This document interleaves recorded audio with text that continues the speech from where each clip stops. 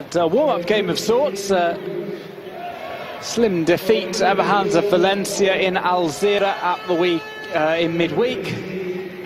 You go up against a Malaga side who are just a few days removed from their first La Liga game of the 2016-2017 campaign. A chance for a bit of fine-tuning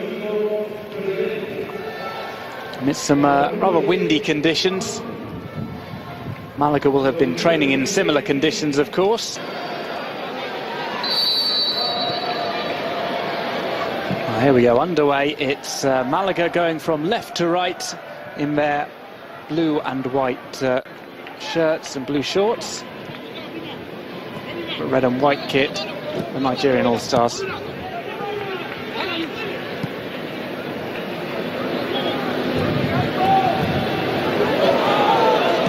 Immediately they open up some space on the right-hand side. The ball just bobbles ahead. Ball headed in. Malaga take the lead. They do so through Zdravko Kuzmanovic. One of the new players on the 2016-2017 season.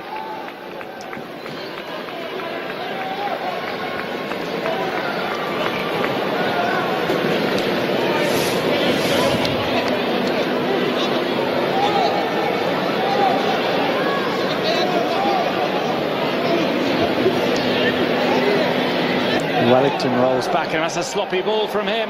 One-on-one with the goalkeeper. Kameni is rounded. Defence might recover. Kameni's recovered.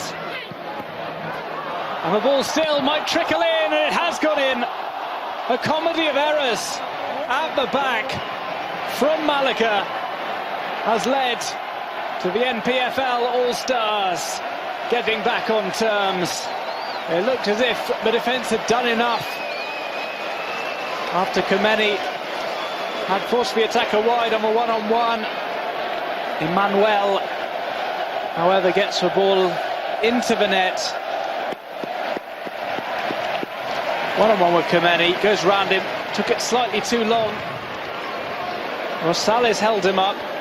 Pass went through, and that's going to have to go down as an own goal.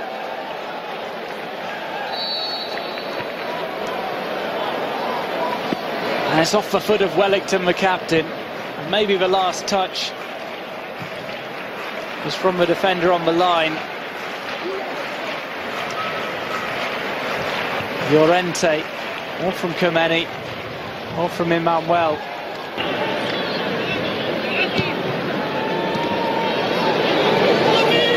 There's a breakthrough on Pete. After Alessandro Ramirez, who smashes the ball in. 2-1 to Malaga.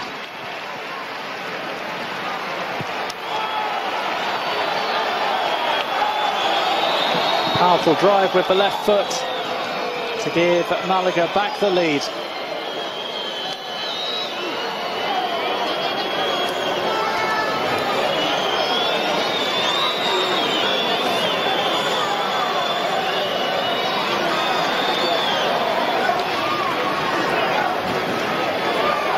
Bumpy plays it through. Releasing Sandro. Took one touch to control.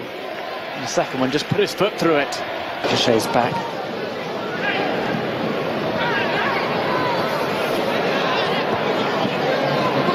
Malaga on the attack. Recio to Nasiri. Nasiri! 4-1. Game over.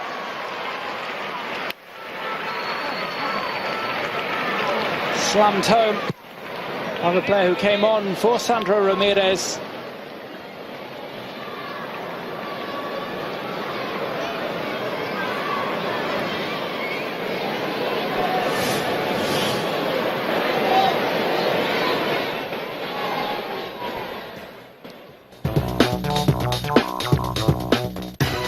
All right, some highlights for you from the NPFL All-Stars, but let's just quickly update you. Chelsea are back in front. They've scored again, and they are leading West Ham 2-1. That's a live game. Late goal for Chelsea. Will this be good enough for them to start off the campaign on a winning note? we'll be able to know in the next couple of minutes. But it's 90 minutes. Chelsea are 2-1 up. Let's go on a quick break. When we return from the break, we'll talk about the experience, the good, the bad, the positives from the tour of La Liga by our MPFL All-Stars.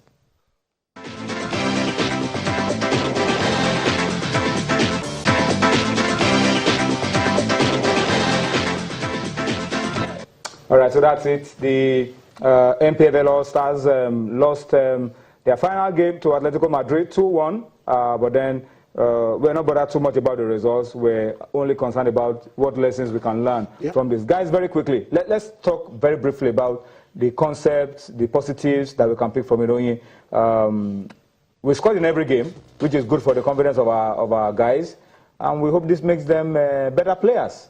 Yeah. We don't have a problem with the quality of the players we have. Yes. What we've always worried about is how we administer the game, how we organize the game. Yes, so much positive, Tony. And personally, I was not expecting that the MPFL Stars can win, beat Malaga, Valencia, and Atletico Madrid. You know, I mean, it would have been an upset of monumental proportion. But you know, when you play such teams, players will get more exposure.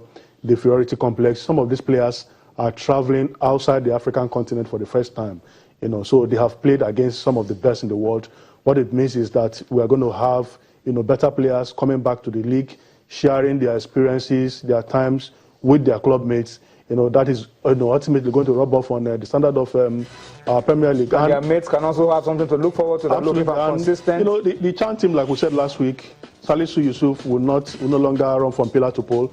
When the time comes for him to raise a team, he already has. New Super was also there. Yes, Genotro was also there. You know, the best in the league, and he has seen them in that environment. So he shouldn't have a problem picking a team for the next Chan, qualifiers. And overall, Tony, for the administrators who were there, they had some sessions with the league officials in La Liga, and I think if they want to be, very proactive, they should put that into practice when they come back into this country. I'm already reading stories of some of the administrators, commenting on what they learned. We hope that they put it into practice. It's not so much about commenting about what they've learned, but putting them to practice. Yeah. You hear me? Yeah, that's putting them to practice. That's it. There's a lot that could be achieved. Even as we complain about state-owned teams, even with the states, if you show a governor that, look, I can turn this around, this club can make revenue, the governor will not feel like he's doing a favor to the players that he's paying their salary, because let's face the fact that's basically what is happening now. Even though I understand that when you put money down, you might not necessarily get your returns immediately. But there should be the prospects of getting something. And so for those managing state-owned, that is where my attention is. For those managing state-owned clubs, should be able to face their proprietor and say, give us X amount, and this is what you will get. Help us. Don't tie our hands that we have to cry to you. Make these funds available. This is what we accrue. This is what we can do. I'm very sure every governor that hears that will be ready to support those clubs.